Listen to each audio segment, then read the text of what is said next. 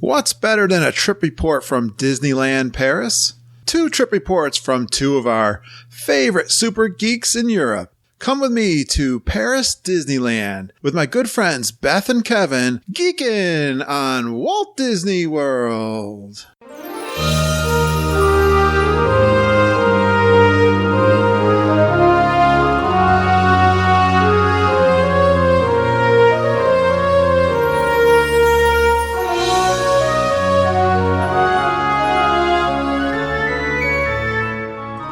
Are you ready for a fun-filled hour of food favorites, resort hopping, and hanging out with Disney World geeks?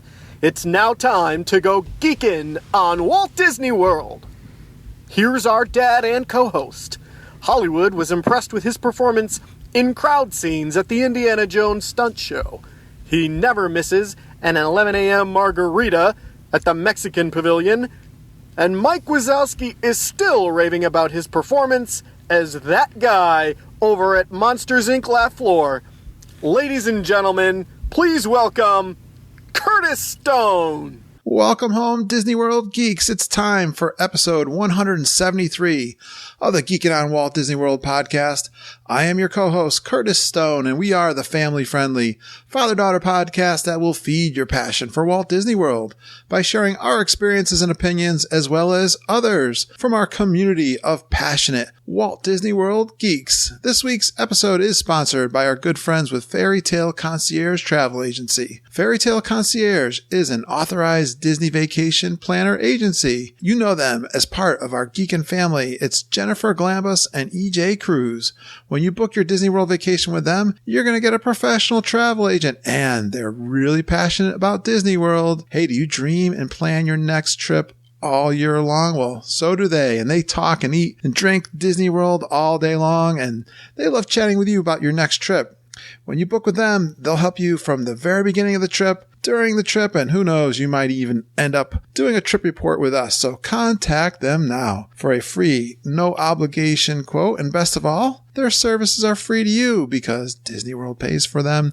Let's keep our trip bookings in the family and get all the details on our website, Geekin on WDW.com, and you can get all of their contact information. Happy Easter, and I hope you had a great time with family and friends this past Easter weekend. I am recording this Easter evening, and boy, the weather was awesome here in Connecticut, and I'm so excited for spring this time of year here in New England.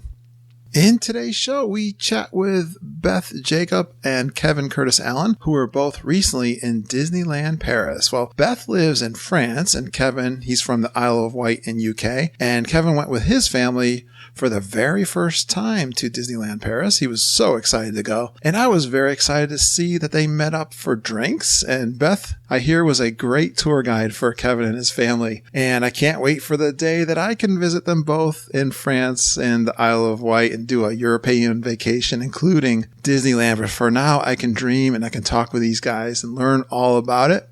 Hey, I kid Beth that she is likely maybe only our only listener in France, but I think we do have a couple others. I thought I'd take a look at the statistics of our listening crew out there all the way around the world. Well, the United States makes up about 91% of our listeners, and the United Kingdom, would you believe, makes up another 3%, and the other 6% comes from other countries. So the United States is number 1, and if you look at our top 10, United Kingdom is number 2, followed up by Canada. Number 4 is Australia.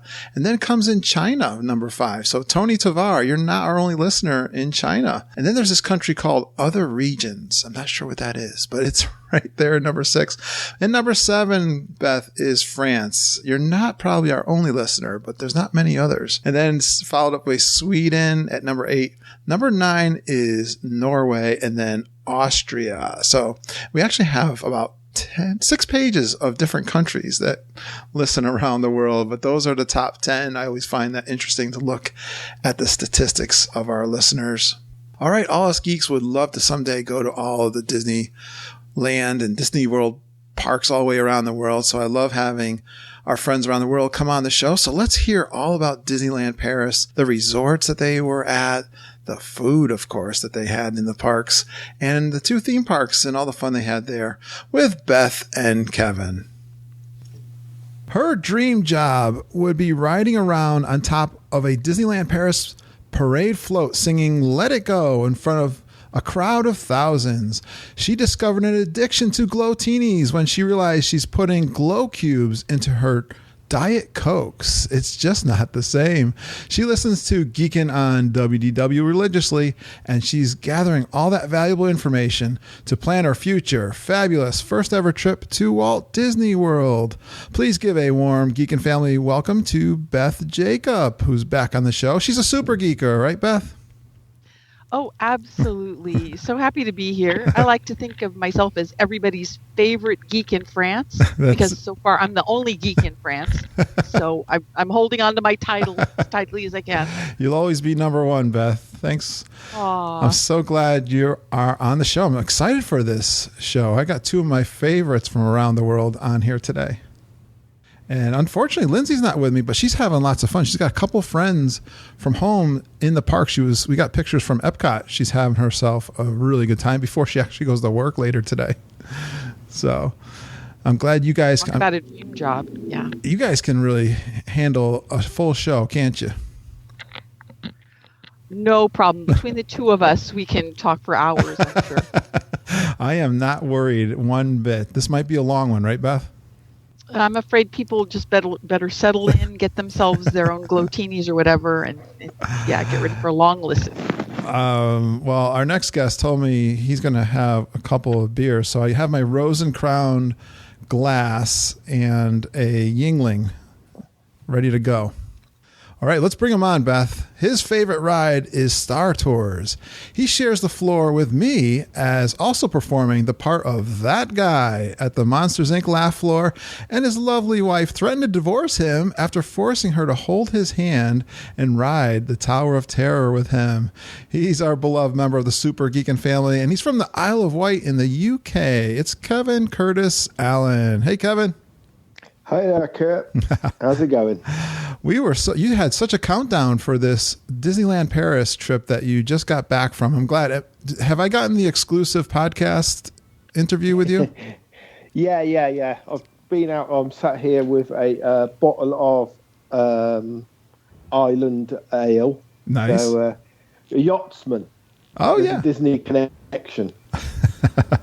Excellent. Well, I know you're going to be doing the podcast tour with all your favorite podcasts, so I'm glad I got you first. Well, apparently so, yes. So far. Yes. Well, you were really excited to go to Disneyland Paris, and I think it was your first time, wasn't it? Yeah. It's the first time we've ventured over there, and I'm kicking myself now, really. Yeah. I mean, it couldn't have gone any smoother to go. The issue with Disneyland Paris for me was always I'd have to go up into London, take the Eurostar through the tunnel, and it's quite a lot of hassle. And then I got latched onto some cheap flights out of Southampton Airport, which is, as the crow flies, about 13 miles from where I live. Unfortunately, there's a stretch of water in the middle, but that little thing. But which I dropped a bit of a clanger there. But so we booked ourselves on a 7:15 flight out of Southampton on a Flybe flight for 49 quid each. So it worked out cheaper than using the train by a long way. Well, I'm so glad to have nice. I'm so glad to have both Beth and you. Now, Beth went there at the same time you were there, so we had one of those times where I love where geeks meet in the park. It was a geek meetup, and this was the first international meetup. So thanks for taking pictures, and I think Beth was a real good tour guide for you too, right? Well, she spoilt it for me, really, because now how am I going to go to Disneyland Paris without her? It's quite a hardship. I guess I'll have to make a trip back next time you go, so I can show you everything else that we missed on this. It was fabulous. Really, Beth was an absolute angel. Well, I already knew that, but I didn't need you to confirm that. So I'm glad to have you both on. So we're going to cover all. Now, Beth, how long did you go for? Well, I was up there for 4 days in the park. I had 2 travel days, so 6 days total. I spent a night in an off-site hotel, and then next 4 days in the park, full day, and then off-site again. Okay. So that worked out really well for maximizing park time. Who went with you besides Kevin? Well, we drove up, and I had my 21-year-old son with me, and one of my 18-year-old twins was with me. Excellent. The one that finds Kevin's accent hard to understand. We'll do our best to understand too. I spoke very clearly and very loudly for her, because that's what us British do. Yeah. It helped a lot. And Kevin, who'd you bring along on your trip, Kev? Well, this romantic getaway that was going to be for just me and my wife over my birthday turned into taking my two boys and my wife over her birthday weekend. So, yeah, we all went. My 18-year-old son, who's going to be 19 next week, and my 14-year-old son, who is going to be 15 tomorrow. Yeah, so this was a birthday trip for you, and you just turned so a big. Went, and he's just crept in the room, bless him. This was a big one for you, wasn't it? Yeah, I was 50 this year. At the beginning of last month, I was 50 years old. You're all just kids. I'm older than you. Yeah. I wanted to do something special for my 50th birthday, and I had originally was going to do the half marathon last September.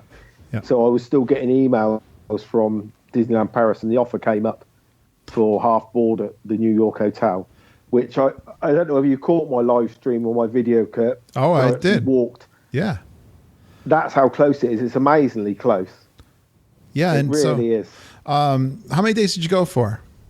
Well, we flew out. Well, like I say, we flew out on Friday morning at 7:15. I live, as everyone's aware, I live on the Isle of Wight, which is an hour's ferry journey from the mainland. But I forgot that the ferries are still on winter timetable, so there wasn't a ferry early enough to get us to on the Friday, so we had to go on the Thursday. So we actually travelled over on the Thursday afternoon, and we stayed in a Premier Inn, which is like a travel lodge or a Holiday Inn in America. And that was, again, just a stone's throw. You could see the planes, and the airport was just across the road. So we stayed there the night and then got up in the morning, and about 6 o'clock we walked over, had some breakfast in Costa, and then onto the plane at 7:15 on the dot. We were off. Nice. And I thought we were talk about the resorts first, and then we'll go into our favorite topic, food, and then any other. And of course, this was your first time checking out all the attractions at Disneyland Paris. So we want to hear how you made out in the parks and how much fun you had. So let's see. Let's go back to Beth then. Let's ask her, Beth, where did you stay at Disneyland Paris? Our on-property hotel was the Cheyenne Hotel, and this was a big event for me because I've always been Sequoia Lodge all the way. Sequoia Lodge is our equivalent of the Wilderness Lodge. Yeah. That same kind of spirit, maybe not quite as grand, but very cozy. But I decided it was time for a change. I knew the Cheyenne Hotel, which is more of a value hotel, had been under refurbishment. I'd been hearing good things about the newly remodeled rooms. And I got a good package with half board included. So we went to stay there, and it's got a really interesting theme to it. It's kind of a Western movie theme, if you can imagine. Yep. Kind of like old Western movie film posters. Even the music soundtrack is from Western films. This is one of these hotels that opened in 1992 when the park did. And at that time, they didn't have the right to use the Disney characters in these hotels, even though they were associated with Euro Disney. And so it was just a very vague Western theme. And actually, none of the 5 hotels had any real Disney character to them. Yeah. But this has been reformatted now. And so our room was a Toy Story room with Jessie and Woody. Oh, okay. And for what it is, it was really cute, very practical. Is it close to the park? It is. It was a little less close than usual because of too many green walls up. So what's usually maybe a 13-minute walk into the parks stretched more into 15-20 minutes because you had to go to the back of all the hotel buildings and then come forward again and walk along the river. They call it the Rio Grande River. and to get to the Disney Village.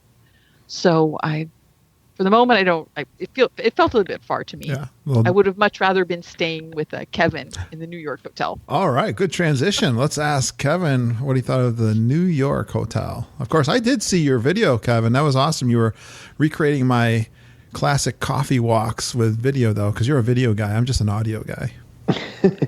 Well, we like I say, we actually. I was just looking at my notes here. We checked in at 10:30. I think I'd been speaking to you on the messenger on the Magical Express. Yeah. And nothing couldn't have gone any smoother. I mean, we literally got off the plane, walked in through customs, and handed our passports over. They let me in, and straight onto the coach. And then within 2 hours of leaving the tarmac in the UK, I was in the New York hotel. So it was very well. It was a good transition. So Disney, the hotel's a beautiful one, yeah. So Disney has a bus that takes you from the airport to the resort? Yeah, they have a magical shuttle, they call it. Yep. It's not quite as magical as Magical Express. Okay. They've got 2 stops at Orly Airport, which is the Paris airport we flew into, which I think is smaller than the other airport. But you literally walked up, the coach was there waiting. We put our bags on, and then it just went. That worked out really well. It's supposed to be up to an hour and a half journey. Going, it was about 45 minutes. Yeah, I remember you messaging me, and you were there before a lot earlier than you thought you were going to be. That's awesome. Yeah, Depends on traffic. Yeah, obviously. And I think they do all the hotels rather than just the one, because we went into the Cheyenne, we went into all the other hotels apart from the Disneyland hotel. Makes which sense. Is the closest one. Yeah, how many? So I think we were last but one. How many resorts do they have there in Disneyland Paris? Oof. Well, Come there's on, Beth. 6. There you go. There's 6. Yeah, the Cheyenne. it's not bad. Right, and the Santa Fe across the river from it. So those are the 2 values. And then sort of our moderate edging into deluxe is going to be Sequoia Lodge, New York, and Newport Bay. And then our only equivalent of a real deluxe would be the Disneyland Hotel, which is right over the gates of the park.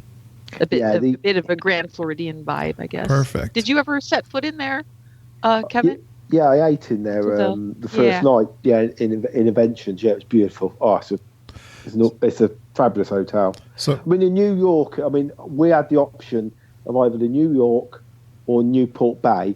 Newport Bay, they face each other across the lake. But I picked the New York because it is that bit closer to the village and then that bit closer to the parks. And I know they've refurbished the Newport Bay, so the rooms have got all been refurbished and are all fresh and new.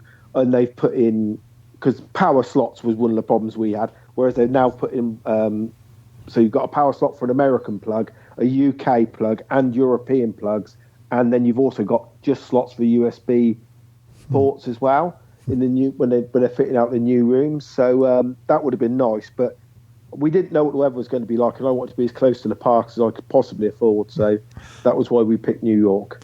what are those plugs? But there's a bank of plugs, and it allows an American plug socket. So if you bought your American accessories hairdryer or whatever, you plug it straight in and wouldn't need an adapter. Yeah. And then next to that is a UK plug, and then next door to that is a normal European plug, and then like I'm changing over in my house, just USB ports. Yeah. So so complicated. Plug your phone directly into the wall. Yeah. So, it's a really good idea, and I think most hotels are. The Premier Inn where we stayed was like that as well. So what was your impression of the New York hotel? It's a beautiful hotel. I mean, all the common areas are still really nice, because they're going to close it after the 25th anniversary and refurbish it completely. The room we had, I could tell, like in the bathroom, there was one cracked tile and a little bit of paper coming off the wall. But apart from that, and the rooms are big. I mean, they're a lot bigger than I expected them to be. And we had a big picture window, which unfortunately looked out the wrong way. It didn't look out towards the parks. It looked out towards towards another building. But had you been on the opposite side of the hallway from where we were, you would have looked out to Disney Village and to the parks. Disney Village is what, like the shops and restaurants? Yeah, like Disney Springs is, but smaller. Yep. Okay, I have an important question, though, Kevin. Did you get a boiling kettle? Yes. Oh, you're so lucky. It was the British invasion. There were so many English people there, and they have to have their boiling kettles. It was impossible to get one. I spent days hunting one down at our resort. The English took them all, huh, Beth? Yeah.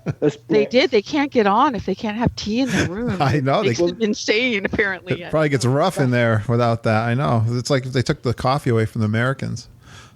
Exactly. Yeah. I think Americans, they want their coffee maker in their rooms, but the British have to have their boiling kettle and some tea bags.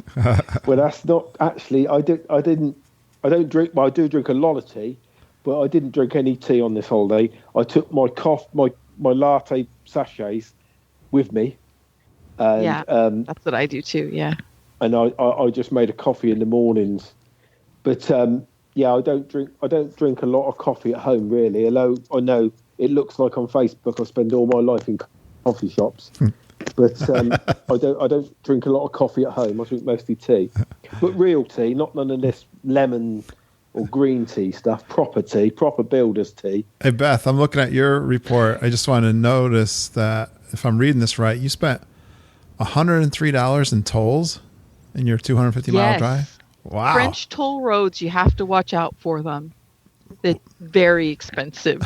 Wow. You'll be driving along and suddenly you have to pay like 40 euros. Wow. It's insane. So you did that in US dollars? It's 103 US dollars? I converted it so that your audience can understand better. Yeah. Oh, wow. And so I rented a car for about $300 for the whole week. And then, we had the 103 in tolls and about 84 in gas. And it's just 250 miles from my house, so only 500, miles. Wow. Trip. Wow. Yeah, driving in France is expensive. I guess so. I guess I shouldn't complain here. All right. I was down in Washington D.C. while you guys were in Disneyland Paris. I had a nice trip. Really successful baseball tournament or a doubleheader, 2 games. That was fun for Mama and I to see the nation's capital here. That's one trip I want to do. It's something I always I've been through, but never spent a lot of time there. I got to do the museums there. All right. Let's see. I want to know more about this New York hotel. How was the pool? The pool, never found it. Did all that walking around? I never found it. No. It was pretty cold though, too, right? Did they only have an outside pool? No, they have an inside pool and they have a gym, but I never found either of those. Well, you don't need the gym. Well, I did 13 miles one day. Yeah, I was going to say, you track your steps, right? You're a walker. Yeah. I did 13 miles, and I've walked further than that in those walking boots I took with me. But there's something different about Disney miles. My feet were really giving me some. Yeah. Okay, because I've done, I want to say, you know what? I'm thinking of steps. I'm thinking like 23,000 steps, which is probably 10, 13 miles or 2. Okay, so you're doing pretty good. Yeah, well, I if you look on the Health app on your iPhone, it gives it you in miles and steps. Okay, I'll have to. Yeah, so you're always teaching me stuff. Yeah. I got the iWatch now. So you can sort of convert it. There you are. Last Saturday, I did 27,850 steps, 11.9 miles. Wow, that was a good day. That was last Saturday. Yeah, which you were there. Yeah. Yeah. So you never found the pool. You never found the pool. No, it wouldn't have been any good. I didn't take any swimming stuff, and no one wants to see me skinny dipping. Well, in Kevin's defense, that New York hotel is kind of our convention hotel. It's really big. Yeah. Okay. And it's where we get all of our cheer teams and all that kind of thing. They always end up there. All the conventions. And it's quite a labyrinth. So in his defense, it's hard to find your way around in there. Well, Beth, he was doing the live Facebook at one point, and he walked into one of the restaurants early in the morning, and I think the staff almost had him arrested. So we almost lost him there. Do you remember, Kev? Yeah. It's excuse me, sir. Yeah. I was just wondering. Yeah, that was their sit down restaurant. I was going to go and do a bit of video in there, but yeah, they chased me down the hallway. Wow. Okay. But I really should have gone around and just warned everybody Kevin was coming. Yeah. I meant to tell that. you. It was pretty abandoned as you were walking around, which I like that time of the morning. I love that time of the morning. Yeah. Yeah, it's 5:30 in the morning, I think, local time. Yeah. It was pretty empty. Yeah, so it was. Yeah, I couldn't sleep.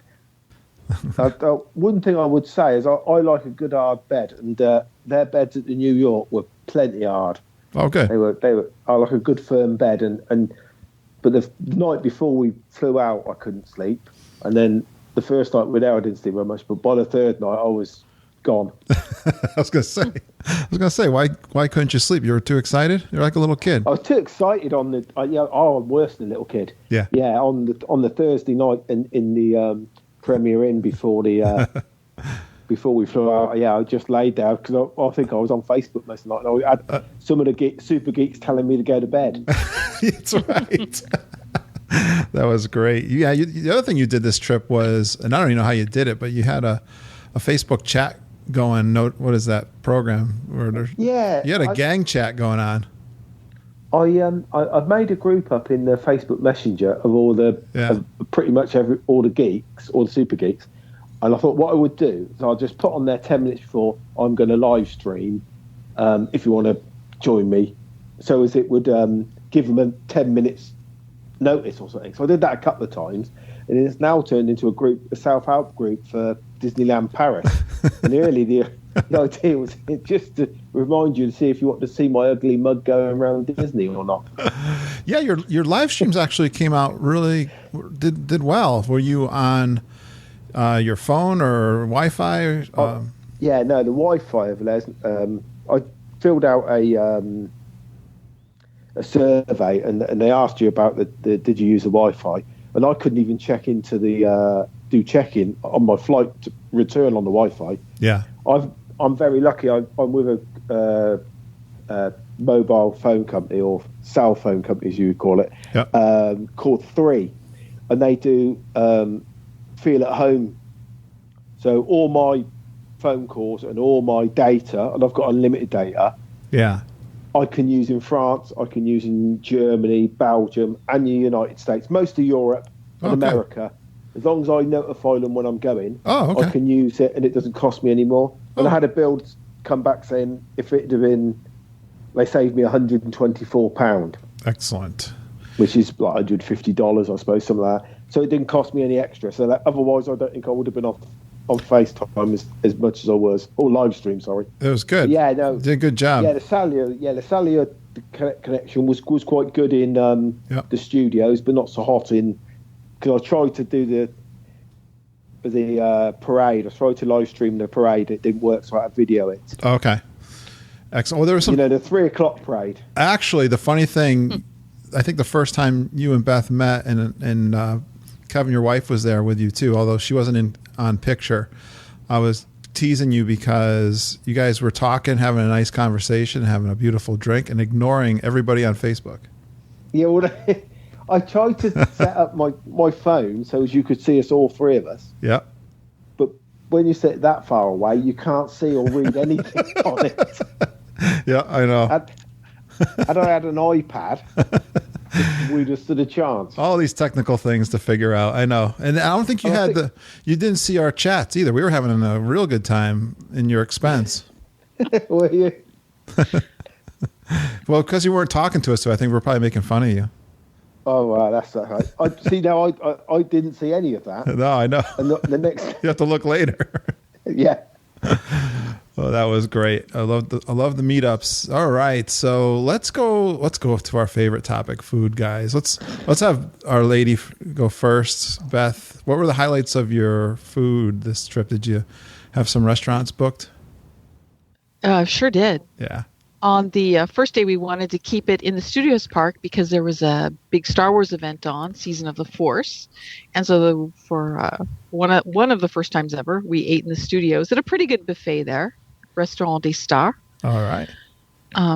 But really the highlight was the Agrabah Cafe, which is in the Adventureland Bazaar area of our Adventureland.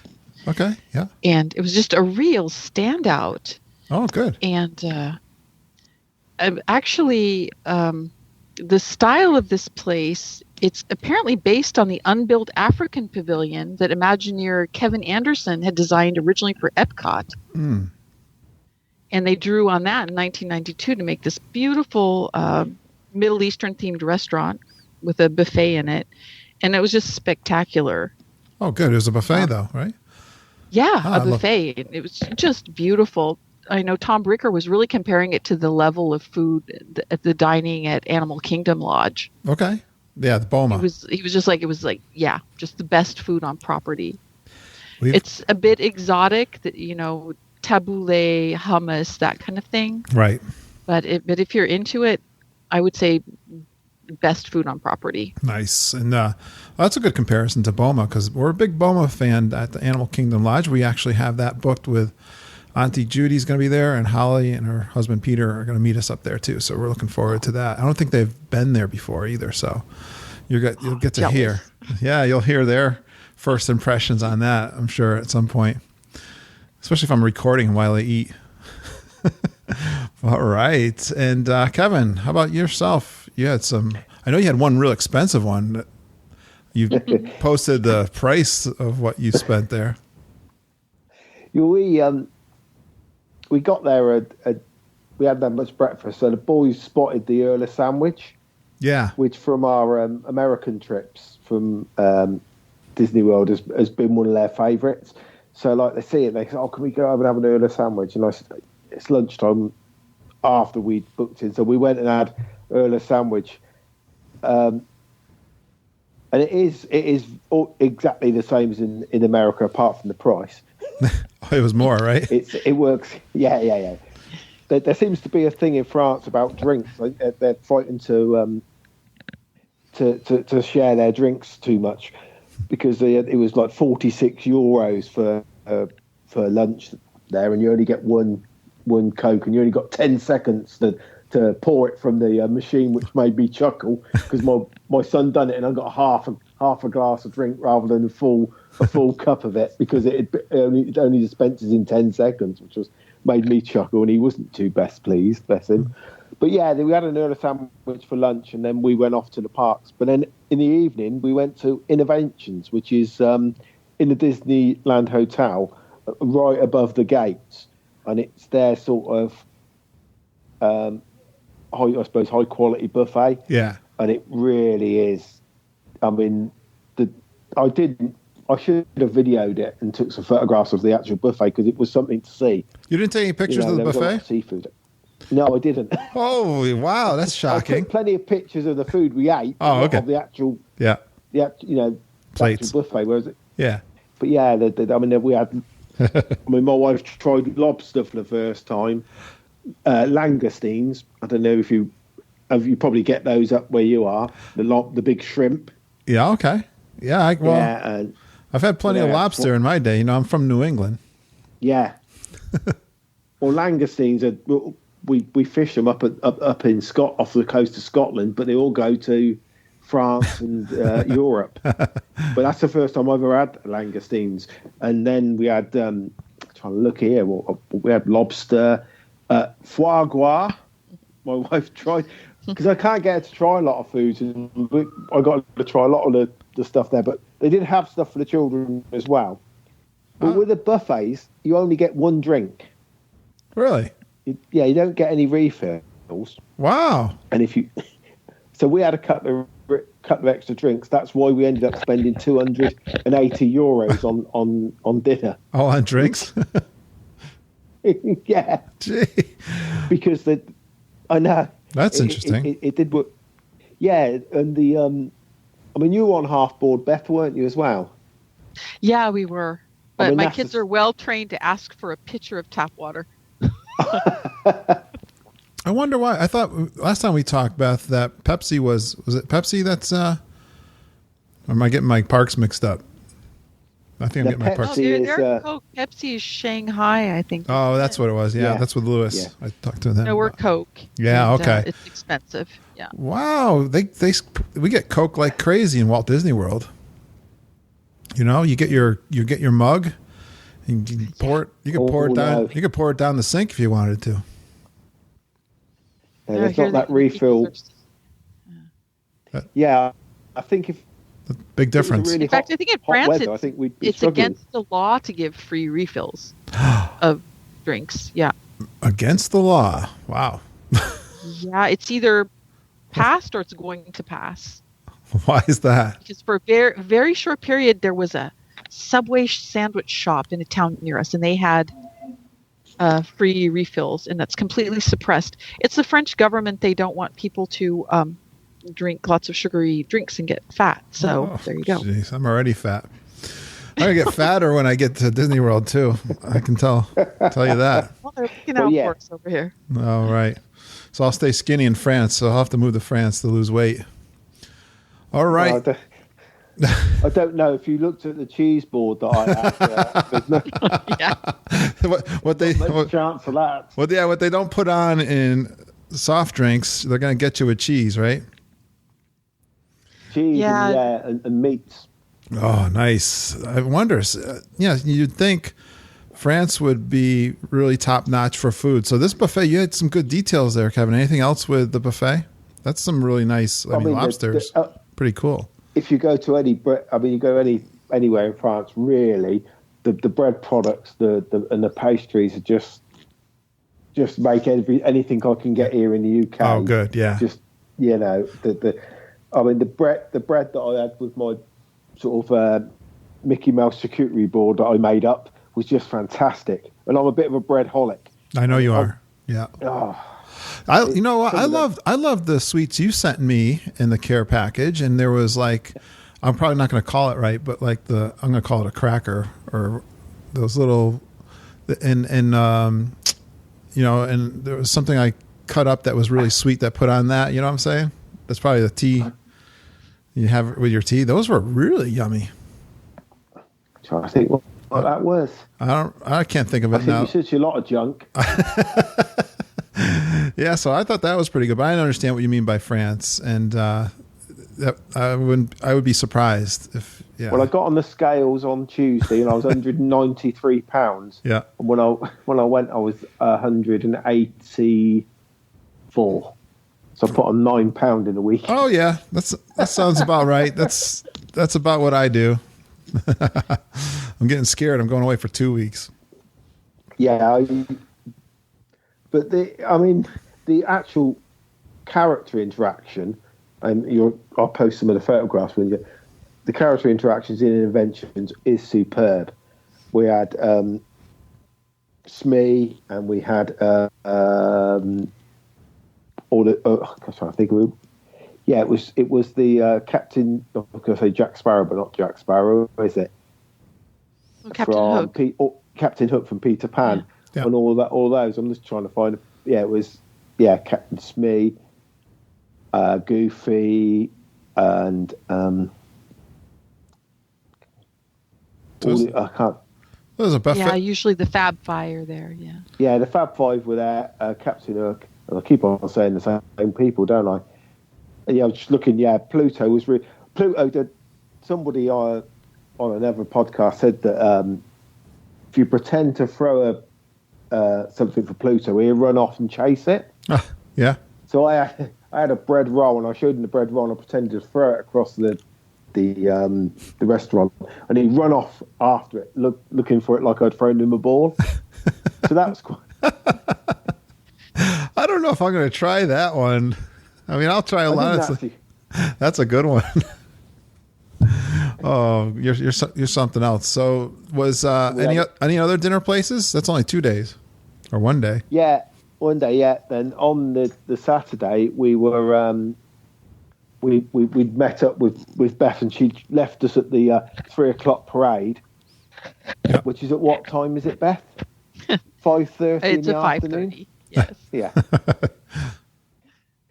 So we'd left Beth then, and we watched the parade, and I videoed that, and then we turned round from where we at the hub, and behind us was Plaza Gardens, where we were having our dinner at 6 p.m. Yeah. So we went across to Plaza Gardens there, and that's another buffet. And although that's included in the half board and a little bit cheaper than Innovation, my wife preferred it. Okay. And they had all the normal sort of American style buffet. Yeah. But they did pizzas. They did a stone baked pizza there. Yeah. Of course, my boys were eating pizza because they're boys, aren't they? So they'd eat pizza until the cows come home. Right. So we had pizza and that in there. But in there, we had free refills. Oh. Our waiter come over and he stole, what drinks do you want? And we all had our drinks. And he come over and they said, do you want a refill? I said, no, that's all right. So they're free refills. And it was the cheapest meal we had. But it was the only one that had free refills. It doesn't really make sense. Yeah. No, it doesn't make a lot of sense. But the quality of the food was really good. Ah, I was very surprised. I mean, Deborah's was raving about it. The meat and the salad bar. 'Cause there was a big salad bar. And we're into all of that type of food. Yeah. And it was really good. Because I have heard some bad things about some of the restaurants in Disneyland Paris, and the Plaza Gardens hadn't had a good reputation. But as far as I'm concerned, it was really good. Everything was fresh. But then it only opens at 6 p.m. Okay. So we were in Innovations when it opened at 6 p.m. Wow. And we were in Plaza Gardens at 6 p.m. That seems kind of late. Seems kind of... Yeah, well, that seems to be the thing. I mean, that Plaza Gardens isn't open all day. It only opens in the evening, as far as I could understand. Yeah, but you had pre-booked it? Yeah, you can book 60 days out. Yeah. So I phoned up and booked 60 days out, which was Boxing Day, the day after Christmas. Yeah. Yeah, so I'd have to phone up then and make all our bookings and our reservations for that and for our following day, which was Deborah's birthday, which we had Cafe Mickey's. Okay, yeah. This was for her birthday, yeah. Yeah. How'd she like that? Well, that's a sit-down restaurant, and I think we need to. We'll explain about the Disney, the dining plan in a minute, because that's very complicated. But we'd gone in, and Deborah by now was saying, "Look, you sure we ain't got to pay any more?" And I hadn't told her that I'd ordered a birthday cake, right? To come out, because obviously it was my birthday at the beginning of the month. It was her birthday that very day, and then it's the two boys tomorrow and Monday. Yeah. All close. On Tuesday. So it's all four of our birthdays very close together. So I thought, we'll have a birthday cake. So I'd ordered one of those, pre-ordered one of those. And so we had a meal. I had chicken salad for a starter. So I wrote these down. Deborah had mushrooms, and the boys had Parma ham. And it had a lot of green stuff that they flicked off the plate at me because they don't eat greenery. But this to me was more French cuisine. Although Deborah did have a burger, but I had a seafood pasta. Yeah. And that had shrimp and scallops and mussels and stuff like that. That was just, it was brilliant. I could have ate 2 or 3 of those. Sounds like you did. You can put on I really could have. 9 pounds. But, yeah. After that, we all had a dessert. My boy had a one profiterole roll, which is about the size of a baseball. My other boy had a Mickey muffin. Deborah had. Did Deborah have? Oh, Deborah had an ice cream type of thing, and I had an ice cream dessert. And then the cake came out, and they all sung "Happy Birthday" to her, and she was really embarrassed, and it was quite funny. And then they put the cake down, and I went to cut the cake, and it was ice cream. Because Because I thought, well, we're not going to want to eat the cake, but we'll just have a bit of it at the meal, and then we'll take the rest of it back to the room. But the cake was ice cream. So what did you do then? Well, you eat it all? Take that back to your room, can you? No. So we tried to eat a bit of it. So a lot of it went away. And afterwards, I was a bit disappointed in that. Yeah, that was. Because I thought it was going to be a sponge cake. Right. And it ended up being solid ice cream type of thing. I didn't realise. Oh boy! But again, in that Cafe Mickey, the interaction with all the characters was brilliant. Again, they were coming round as they do round like Chef Mickey's in Walt Disney World. They were coming round 2 or 3 times, and Eeyore came round, and Troy, my son, said to Deborah, "Oh look, he's your favourite. Mummy, he's your favourite." And Deborah said, "No, it's Winnie the Pooh. It's my favourite, not Eeyore." And Eeyore sort of looked at her and bowed down his head and put his head in his hand as if he was crying. Yeah. And just shook his head and then started to wander off and looked back at Deborah, shook his head again and put his head in his hands as if he was getting upset. And it was really quite amusing. And Goofy came round, and my 2 boys are sort of, they're teenagers, so they're not really interested in all that. Right. But he got out of them. He was playing with their hair, and he was trying to bring them out of themselves, and was taking photographs. And I've got some brilliant interactions and photographs of the characters there. So it's definitely worth the going and trying Chef Mickey, Cafe Mickey's if anyone's in Disneyland Paris. It's a good. Sorry, it's ending. Actually, the characters are leaving. End of March. It's not going to be character dining anymore. Ah. And I know we always loved it too. We'd often do the character breakfast there. That was kind of our tradition. But that is ending. They're going to be bringing the characters back to our hotels. Oh. Because they used to have them and they were taken away. I think there was a problem with non-hotel guests coming into the hotels to meet characters. Oh, I see. So I don't know if they found a way to manage that, but they're apparently, no more character meals at Cafe Mickey and characters back in the on-site hotels. So well, it actually says you made it sound so fun, Kevin, but I'm sorry. Yeah, people that want to do that have to go to Inventions, which is super expensive but really worth it. The food is so good. The smoked salmon and the shrimp. Oh my gosh! I know. Yeah, wonderful desserts. That one sounds good. Well, let's go over to the parks, guys. Now we're stuffed for sure. Kevin just stuffed me. And Beth, I wanted to ask you. You went over there for the Star Wars Season of the Force. Anything? Yeah, this was a first time for our parks, our studios park, to have a special Star Wars event for just 2 months. Yeah, and what did they do for that? Well, they had just a few special shows planned.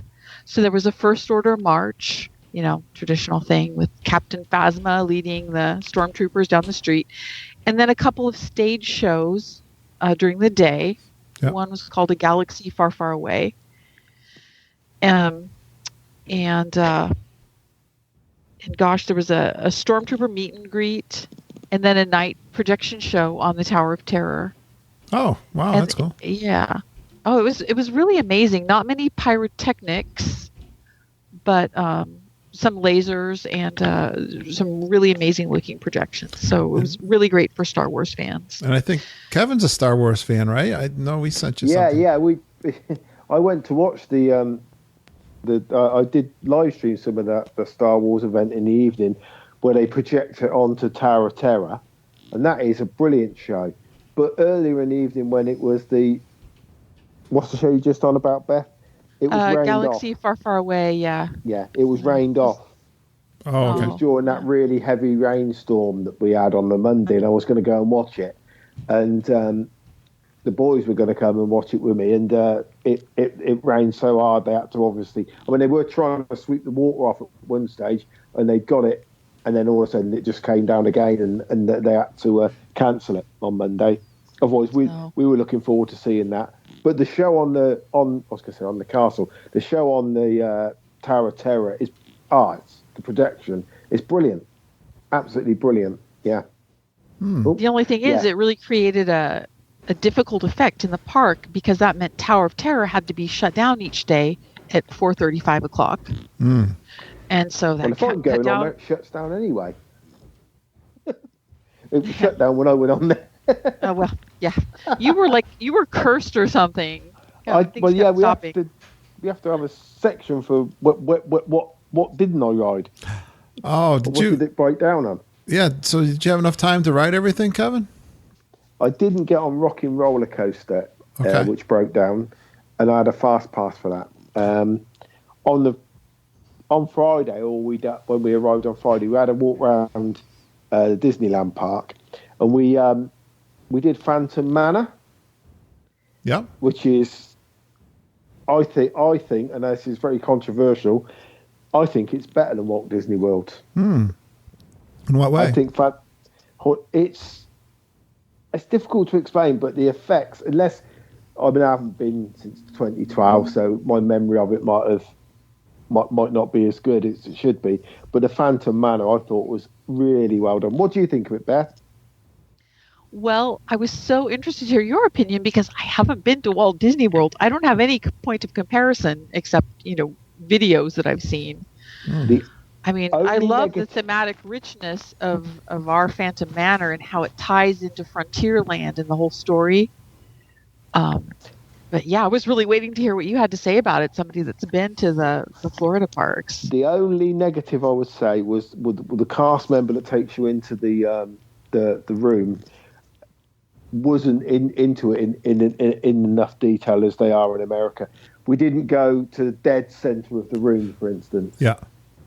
Apart from that, once you were actually on the ride and you were going around the manor, it honestly, Kurt, it's worth the trip. Oh wow! It really is. It is a. And do you know what? There was a 60 to 90 minute wait everywhere else, and it was 25-30 minute wait for Phantom Manor, and I can't work that one out. Yeah, right. Because you liked it so much. That's interesting. Yeah, no, they don't seem to be that so interested in that. I don't know why. But yeah, so I did that on Friday on the Friday, and then I got a fast pass for Big Thunder Mountain. But by that time, Big Thunder Mountain fast pass was 6:30, and obviously we had dinner booked for 6, so we didn't get to do that on the Friday. So really, the only big ride we've done on the Friday, other than my son has got something in his head about Autopia now, and I went round on that Autopia ride about 4 times over the weekend. What's that one? What's the cars? Oh, okay. Those stinky it's like Tomorrowland cars. Speedway. Yeah. Yeah. Oh yeah, you like that? Oh, that's good. I don't know why he likes it. I don't know why he likes it. He's 14. He's 6 foot tall. He can barely fit in the damn things. But he seems to have got it in his head that he likes it. Yeah, and that's good. Got ADHD, so I'm afraid if he's got something in his head and he likes it, if you deny it him at your own risk. Is it faster? Is it faster than the one in Walt Disney World? Because that one's a real putt-putt. Yeah, no, it's not. Same thing?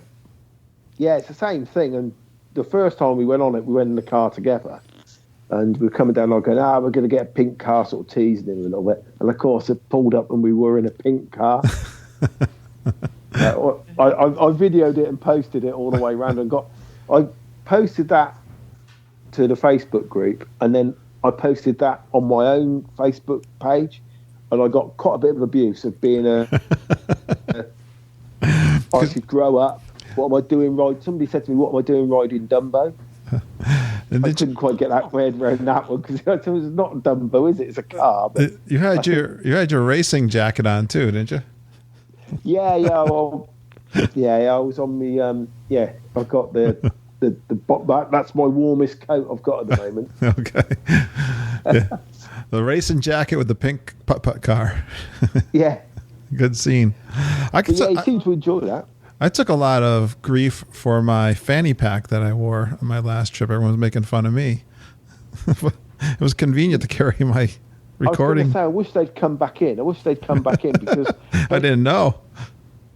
No, well, we used to use one when we went to Walt Disney World the first time around, and if they weren't such a faux pas, and I'm not a follower of fashion by any stretch of the imagination, but yeah, you take quite a bit of snick if you wear something like that, don't you? Now I know. And you can't call them that in the UK, Kurt. Yeah. Please don't come over and call them that in the UK. No? No. No. It means something far worse. Oh, boy. I'm definitely not politically correct, so I'm in trouble no matter where I go, Kevin. Don't worry about it. I'll train you and pre-warn you All right. when you come to Europe. All right. Yes, you both have got to train me well. I'll be so We'll out make a list of you of words not to say. Yeah. All right. Well, Yeah. I was just going to say, Kevin mentioned some really long wait times, and especially that weekend, the parks were really busy because French schools were on holiday as well as British schools. Yeah, it was our half term. Yeah. So when I met up with them on Saturday, I tried to think of things to do with them that weren't going to involve us waiting in long lines. So you had good crowds. So that's why, we went into Adventureland and I took them through this Aladdin walkthrough we have there. It's called the Passage Enchanté. And it's just a really simple little thing, just kind of a maze within one of the buildings with 9 scenes from Aladdin. Yeah. It was something that was kind of put together about a year after the park opened because they weren't quite getting the big attendance numbers, and they were trying to bring in current attractions, and Aladdin had just opened then. So they put together an attraction really quickly. Apparently while they were trying to paint it, the paint kept freezing because it was winter and they were trying to get it finished. Yeah, I agree. I like the that's the big part about Walt Disney World I love the most is the weather. So it's a little weird. Yeah. It's I think it freaked Kevin out a little bit to be so cold but be at Disney. Yeah. Yeah, I got a few remarks on sharing photographs and live stream that it was funny to see people all wrapped up in Disney. When I wore my Guy Martin hat, which is a big woolly hat with a bobble on top, and I had 2 fleeces on and a jacket, thermals, and my walking boots on, and I was still cold. Oh, wow. Yeah, well, they do that in Disney World, but that's the locals. When it's 50 degrees, they wrap up like that. And I laugh. Oh, I got a T-shirt on. All right. So, Beth, you really spent some time with these guys, didn't you? As a tour guide. Well, not as much as I'd hoped. We just had a couple hours one afternoon, and I got to meet his sons and spend a bit more time with Deborah. And it's good we have the boys with us because we went to the cave system on the South Island of our Adventure Isle, because we have like 2 islands in this kind of lake, and one of them is a big mountain with caves in it. There's these pirate caves, and I don't know what you thought, Kevin, but I find them pretty impressive. You can really get lost, and fortunately we had his son Troy, who was kind of our guide, and he got us through. We got to the center and found the Pirate King's throne and the glowing treasure, because if you don't have a good guide, you might not get there. He's got quite a good built-in sat-nav as our Troy. When we were I was very impressed. Yeah. We were in Disney World. We stayed at Port Orleans Riverside, Kurt.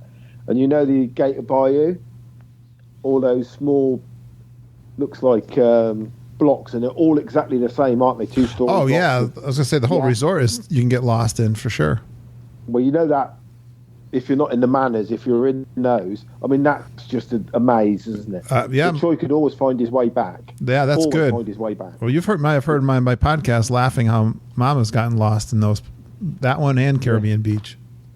Yeah. He seems to have a built-in sat-nav. I don't know quite what it is, but he seems to be able to sort of find his way quite easily. So Beth, been somewhere. Beth, did you take Kevin to see the dragon, and how come he didn't get eaten by the dragon? Well, that was actually the first thing I think we stopped in to see. Yeah, and it's kind of dim in that cave. Yeah. You didn't lose Kevin. You didn't lose Kevin in the dragon dungeon? No. Okay. We met actually by the Sword in the Stone, just behind the castle. We have one of those. Yep. And there were all the kids struggling to pull it out. And so then we went around to the front of the castle and went down to the dragon's lair. But yeah, it's pretty dim down there. But our dragon has just been refurbished a bit, so she was looking pretty good. Oh, good. That is a fantastic animatronic, you know. Oh, good. It's something to see, and it's ridiculous, really, because you could miss that. I knew about it, but you could easily miss that as a normal tourist, unless you're listening to podcasts and know that it's there to go see, right? Yeah. That insider information. You gotta have that insider information. That's awesome. I mean, to spend all that time and money and design on something so impressive as that. And it really is. You could believe that dinosaur, that dragon's alive. It really is that impressive.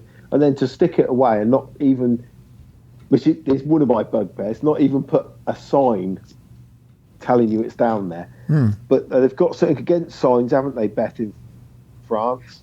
There's something about, because there's no signs in Disneyland Paris saying directing you anywhere, Kurt. No. There is in Walt Disney Studios, but there isn't any signs.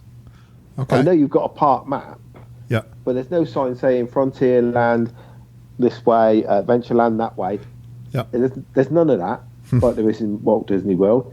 And I was getting very confused, and I'm easily confused anyway. But yeah, but that's the thing, isn't it, Beth? They don't seem to. It isn't me, is it? They don't seem to signpost things. Oh, I was explaining to Kevin at the time.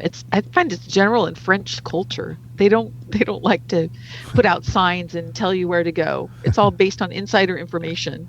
If you don't already know where to go, then you shouldn't be going there anyway, or something like that. Oh boy, I'll definitely get. You know how I get lost just doing my coffee walks. That's interesting. All right. So, any other standout rides for you, Kevin? Yeah, well, I on the Friday that was all we managed to get done, road boys. But on the Saturday, I took Troy to go and do. My wife's not a roller coaster person, nor's Jared.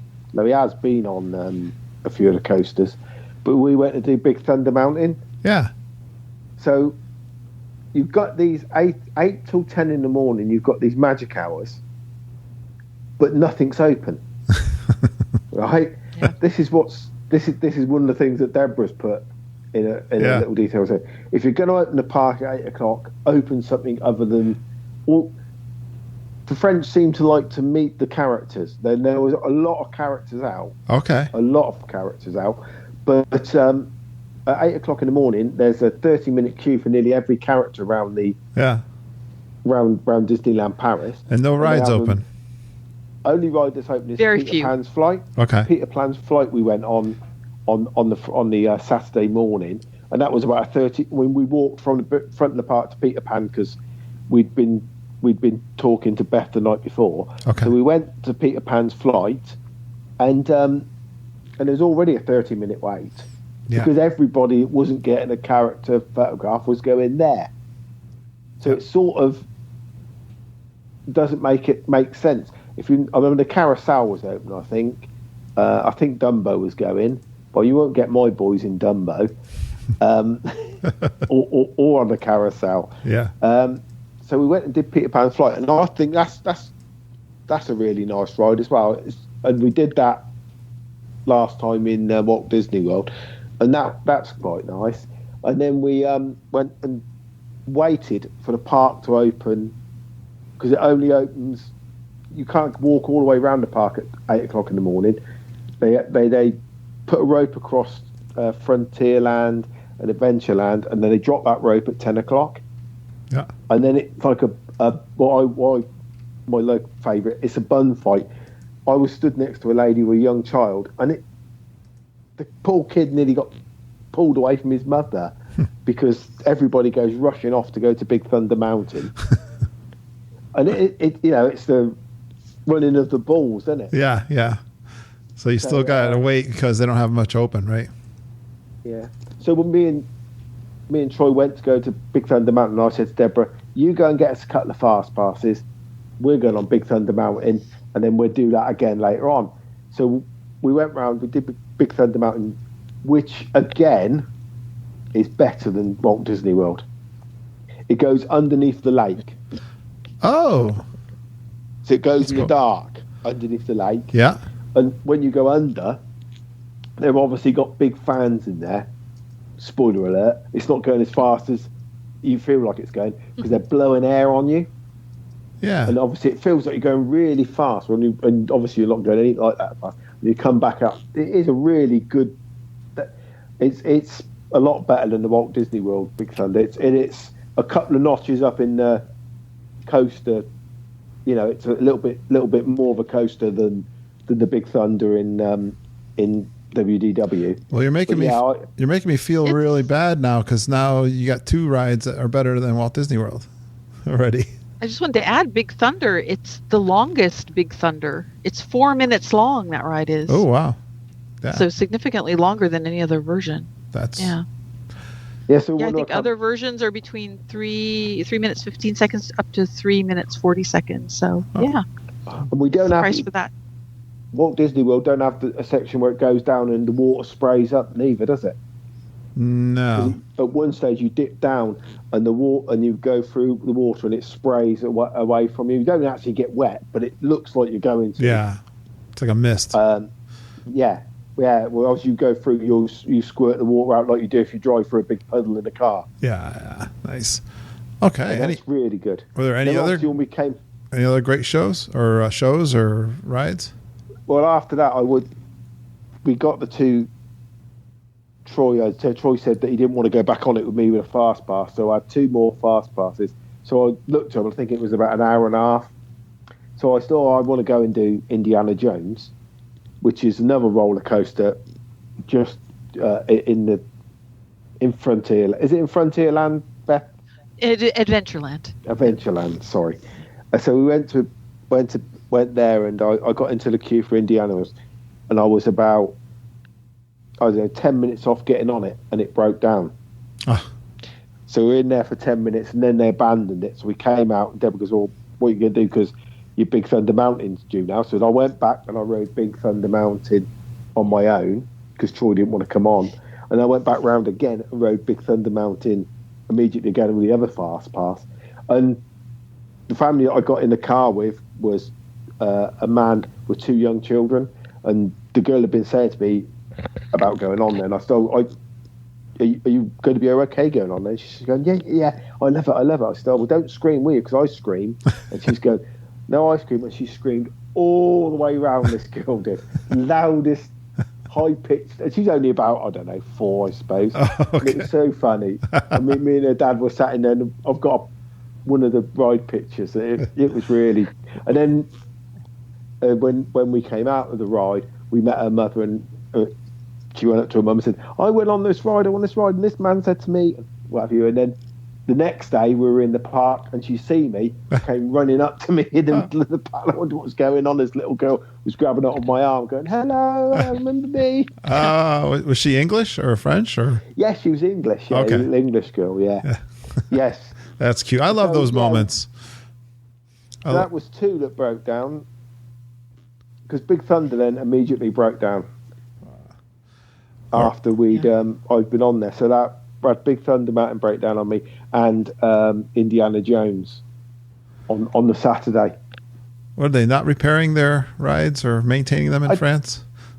I don't know whether they're... well, we have that here in Florida too, but it sounds like you had more of that than normal. Yeah, I think they're perhaps very cautious as well. Yeah. I don't know. The other thing that we saw when we came in was they're doing a parade at the moment with the Frozen princesses, aren't they? And all it is one horse-drawn cart with the Anna and Elsa on. And you would think that was a complete parade for the people that are camped out on the streets. I think there's as many people camped out for that as the parade. Yeah, it doesn't sound like a parade. It sounds like a... Just this one horse. No, they just call it the Royal Welcome, I think. Yeah, okay. It's really not even a very large carriage. No. They get a lot of attention, though, wherever they go. That's for sure. Sure do. They certainly do. Beth, what's your kind of favorite rides there in Disneyland Paris? Well, I was over at Studios Park just rope dropping that every morning, trying to get on some of those hard-to-get-on rides. Crush's Coaster, our Finding Nemo-based ride. That's a hard one to get on. Long lines, no fast for it, and it does seem to go down often. We had rope dropped it, got right into line, but still spent about maybe 40 minutes in line. We were strapped into our shell, ready to go, just going towards the lift hill, and it broke down. Oh, jeez. Yeah, and so, yeah. I mean, they did give us place as us, Beth. I think it sounds like it was very similar to what happened to you. They did give us the equivalent of a fast pass, even though fast passes don't exist for that ride. They said like we could come in through the exit later, but by then, really, your morning can get thrown off so easily in the studios with the Ratatouille ride and Crush and the big demand for Tower of Terror. Once your planning is off, you kind of stumble through the rest of the day. Oh, so you never got on it? We did quite a lot later. We took that fast pass thing and went in through the exit, and we did actually get on it. And it's really such a fun ride. And I know Kevin had some fun tricking his wife into thinking it was Small World with fish on it. Yeah. And it's not that. It reset, and we managed to go. We didn't have to get off, so we were quite lucky. Well, I was really concerned with the message. How did you get Deborah onto it, though, by deceiving her? I know. I was concerned with the message he put out there that his wife was divorcing him. And it sounded real. So, are you still? Are you in divorce court? Or? We are. Yeah, we're struggling through. I'm in a bad books at the moment. Because I mean, they were really after our meal on Saturday evening. They were tired. They said, "Well, we're going to go back to the room." And I said, "Well, I want to. There's no way I'm leaving." As tired as I felt without watching Dreams. So on the Saturday, I stayed in the park and had a walk around, and I went on and asked a couple of people what I should do, and I did go and do It's a Small World and videoed it. Yeah, and I think Judy quite enjoyed it because of course it's all in French. Oh yeah, mostly in French. So it was so I videoed it and posted it up later. So I'll post that one when you send the episode out. But there's no Country Bear Jamboree in Paris. No, they wouldn't get that. I couldn't do that. Wouldn't make sense in France, I guess. The Country Bears. They'd all be smoking if they were in France. I know you're saying that everybody in Europe likes to smoke, don't they? Oh, I don't want to be negative, but it just seemed. I mean, there were people with young children smoking next to them. There was people in the queues smoking. So Beth, why would they not serve you Coke, but they let everybody smoke? That doesn't sound. I don't know either. I just work here. That doesn't make any sense. It's mystifying. I know. Oh, there is strange a lot. Well, in the States, of course, they've cracked down. Even now, like at work, you have to go off the property to smoke. It's not just outside your building. I mean, we've got people that have to go. You have to go basically into the street to smoke. That's how tight they've gotten in the States, at least in Connecticut where I live. Well, and it's that cultural thing too, like the problems they have in Shanghai, getting people to stop smoking. As Tony was saying, the cast members can't shame people, and so they don't dare to say anything. And I think in France, the cast members don't want to get punched in the face, so they don't say anything. It took a long time in the States. Those laws were gradual. They were, they would take away a little bit of rights here and there until now it's to the point where you can't even, I don't know where you can smoke. Even when we were waiting to be let into the parks, and you're queuing up, and you'll know, there's no personal space. You're right behind somebody's right next to you. They would be smoking in that close quarter. Yeah, that's one thing, Mama would love to do the Haunted Mansion there because that sounded really good. But the smoking thing, that would really turn her off because she's got asthma. She's very sensitive with that stuff. For sure. I'd have to let her know. And it seems to be the young people as well. It's not, it's not grandparents that are still smokers or something. It's young generation, the 30-somethings and that, the 20s. It's not old people, the generation that used to smoke. It seems to be still a young thing, which in the UK is almost, I don't think any of the young people I work with smoke. Okay. Or have ever smoked, so it seems strange. But yeah, I did Nautilus as well. 20,000 Leagues Under the Sea on Saturday night. I had a walk through there, which was it still in Disney World when we came over in '94. They were just about closing it down then. Yeah. Do you remember that? I suppose you'd seen that, would you? I never went there. That was before my time. I wasn't there till '99. Yeah. Well, I must try and find out a photograph from the one in the States, because I know I've got photographs of it up in the loft. Did you like it? Yeah, it's just a walkthrough, but it's quite a nice little, and it's something, again, like Beth was saying, you can do when everything else is 120-minute wait. Right. You know, you've got to find things to do, like It's a Small World. Even It's a Small World was over half an hour away. Wow. Seems like during the day. Yeah, it sounds like you had some good crowds and things you had to wait for. Did you leverage the fast? It was really busy, yeah. Did the Fast Pass help you out?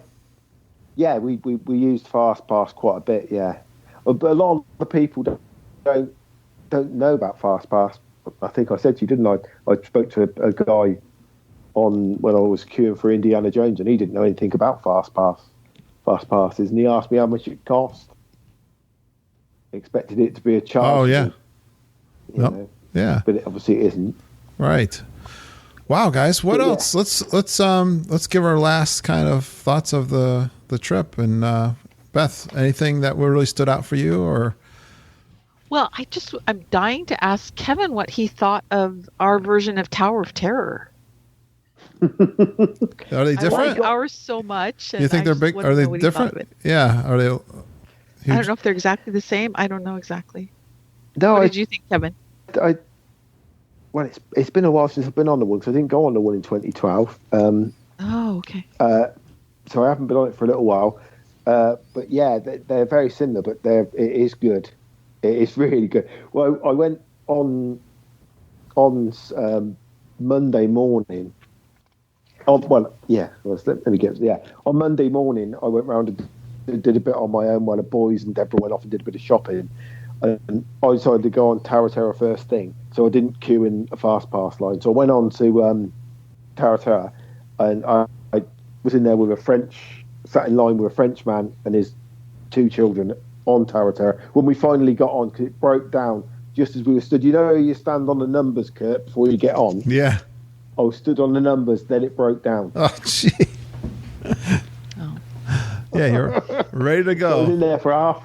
Wow. Yeah, they were trying to reset it, and you could see they were having to go in and get the sheet of paper and read it off to say to you what that they were resetting the ride and stuff like that. And then when we did eventually get on, the French bloke sat next to us all sort of sat there, and I don't think he'd been on before. And of course, when the lift dropped, he screamed like a girl and grabbed it on my hand. Pardon. He was going. He kept on apologising when we finally got off. But I did a little bit of live streaming as well in the queue of that, which passed the time because it was quite long. Okay. But we had Fast Passes for Ratatouille at 4:30 in the afternoon on the Friday. We went back at 4:30 to go, and that had broken down. So I spoke to the cast member. I said, "Well, what are we going to do?" And he said, "Well, you can come back tomorrow, and if it's working tomorrow, just go straight into the Fast Pass queue." So in the evening on the Friday, I walked over to. I went back later in the evening on my own, and I went in a single rider line for Ratatouille. Yeah. And there was 5 people in front of me, and the single rider line works really well there because it's a 6-person car. So you've got a rat you sit in, which is 3 people front and 3 people at the back. Yeah. So most family groups are 4s, so you're always going to get through the single rider line really fast. Yeah. Well, I walked through, and there was, like I say, 5 people in front of us. We went straight. I got straight on, went round, and it's a difficult. It's more like the Minions ride than it is like I thought it was Spider-Man. It's you're in like something like a bumper car of 6 people. Yeah. And it moves. It's got a big bumper disc around it, and it moves independently. Yeah. To the screen. Yep. You're not doing any controls, and there's no track or anything you can physically see. Like you used to do a magnet underneath a table to move something around like that. Yeah. used to have those games. Well, this is basically what this Ratatouille ride does. So it moves it all independently. So sometimes, and it can be a little bit different, because sometimes you'll go on one side, and then when you go on the ride the next time, you'll go the other side of what is huge bottles of wine and corks and stuff like that. Yeah.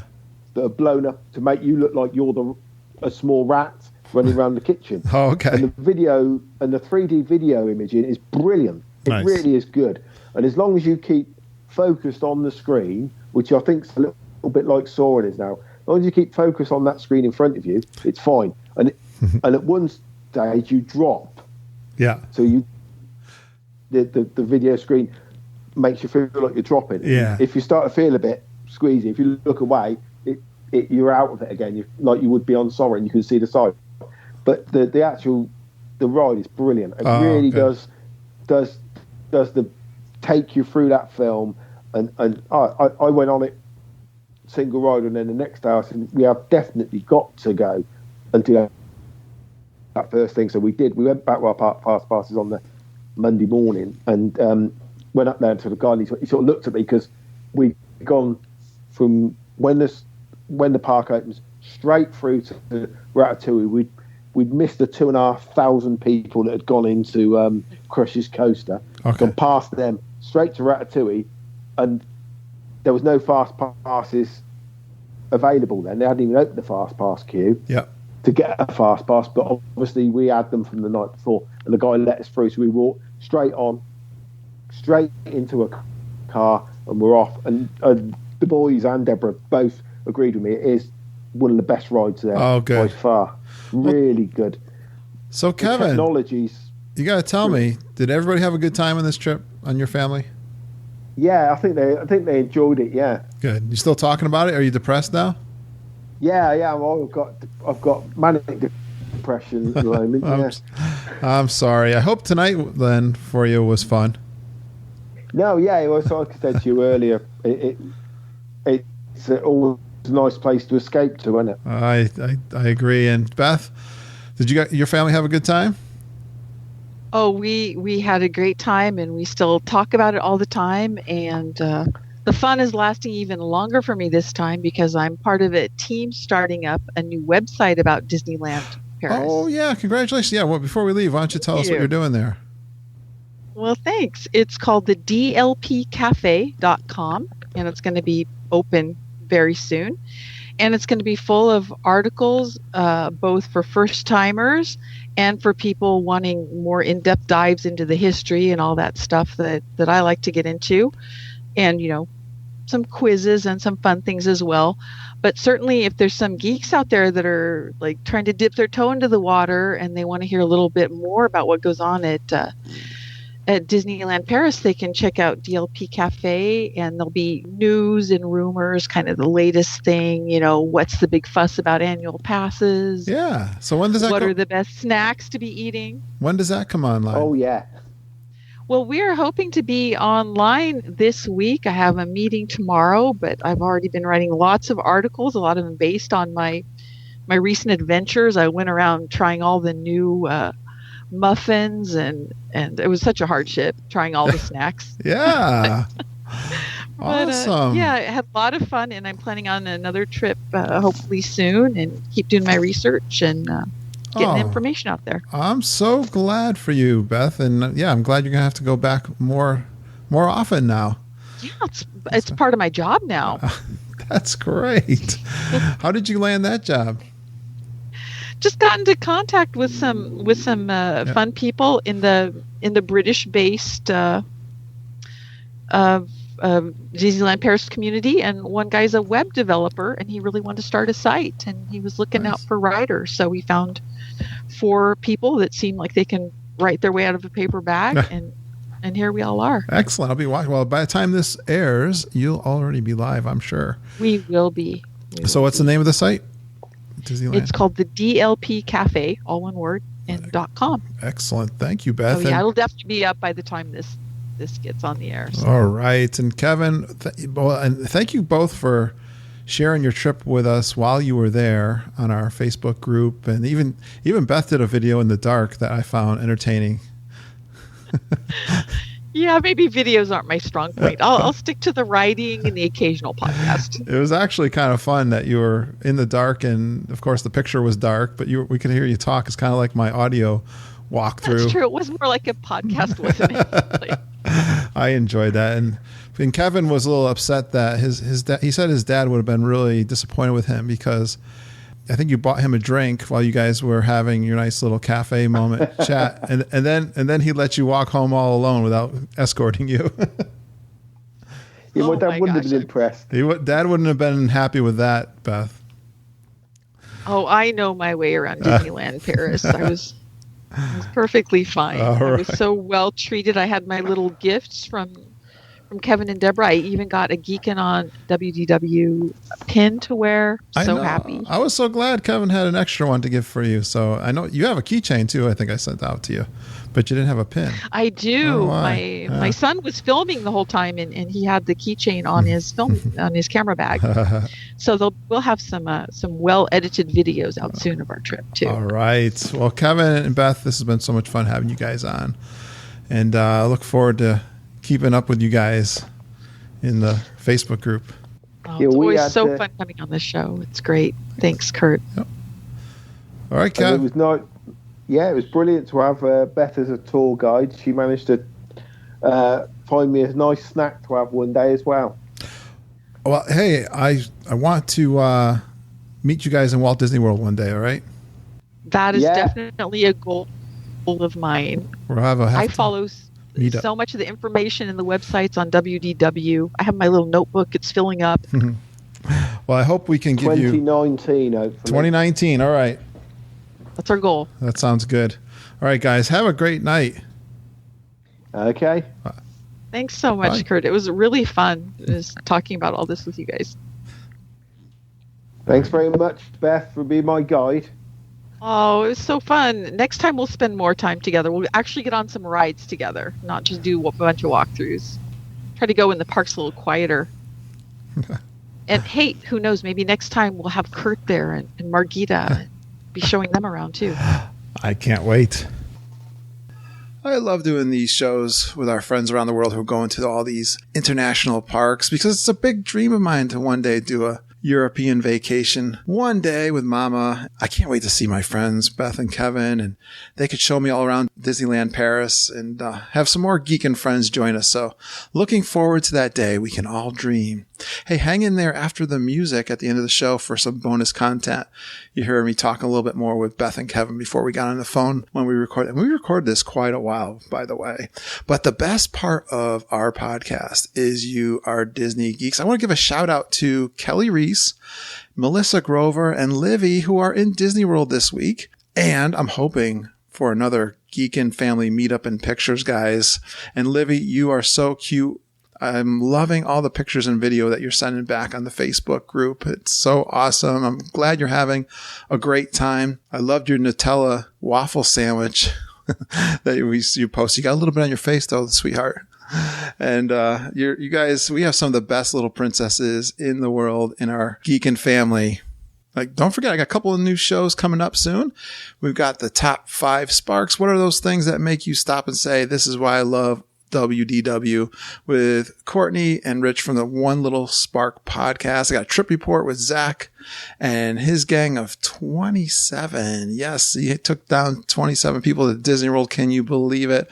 I've got some more live trip reports coming. I know you guys really enjoyed it. I got some great feedback from that one that I first released this past week, and you guys were really laughing. I know I had some comedy and some fun incidents on that show. So I'm glad you enjoyed that. And this past Friday, finally, Judy, Ken, Ludwig's, and Mama, we got together over at Judy and Ken's house, had a couple of drinks and some cheese and crackers. And we talked all about our trip report from March 2017 trip. And that was a lot of fun reliving that trip. And that will be coming up soon too. As always, stay engaged with us on our Facebook group. It is so much fun to see you there. And also be on the lookout in the Facebook group because I'll be given an opportunity to grab some Disneyland Paris pins and park maps that Kevin mailed to us. And I believe I might even give away some Geekin on WDW keychains soon. Auntie Judy made up some new ones, actually are embroidered with our name. And there are Mickey Mouse and Star Wars. I got all kinds of great patterns that Judy made up for us. So get into that Facebook group. And the way you do that is ask to join and I will chat with you. I want to make sure that you'll really enjoy being part of that Facebook group and that you love Disney World and you enjoy our podcast. If you'd like to email me, you can email me at kurt.stone@geekinonwdw.com. You can direct message me or get me on Twitter at geekinonwdw. And if you want to leave a little trip report or some feedback for the show, or maybe you've got a question, you can dial into our voice recording Geek Speak at 860-294-4774. I love it when you retweet our Twitter post and share our Facebook postings. That is awesome. Tell all your friends about the show.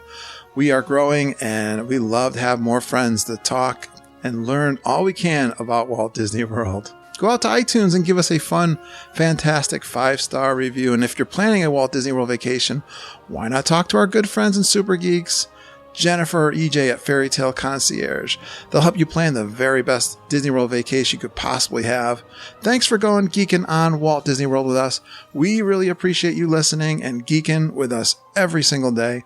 Have a magical day, and I hope all your dreams come true.